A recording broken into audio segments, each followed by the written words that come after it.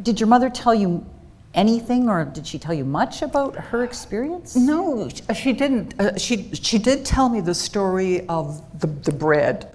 You know, she was saying, see how smart I was? You know, I cut this bread. It was smart. It was smart, yeah. Yeah. So she could eat. And she did, every once in a while, she mentioned the story of being in a bathtub in Schweinfurt. When they sent her from Würzburg to Schweinfurt, and she was in a bathtub with a friend, they had enough water, they could wash, and they started bombing.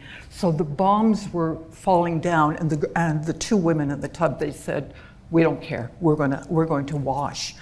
And Mama would tell this story, and I would always go like, oh my God, you know, it's just another bit of, you knew my mother, Anna Maria, you know, she could be a tad dramatic, you know. So I didn't pay any attention to this until we moved to Nova Scotia. And we're living here, and it's like about 95, 96.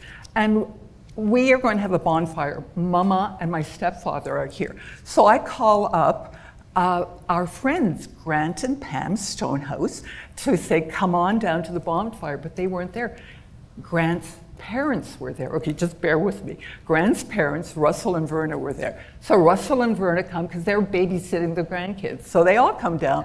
We're having a bonfire, and Mama and Russell Stonehouse, they're like just head to head on the other side of the bonfire in two chairs, and they're just talking and talking. The kids are running around, we're having a drink, and all of a sudden, Mama gets up and she's like giddy, and she's running towards me, and she's going, he bombed me, he bombed me, unbelievable, he bombed me.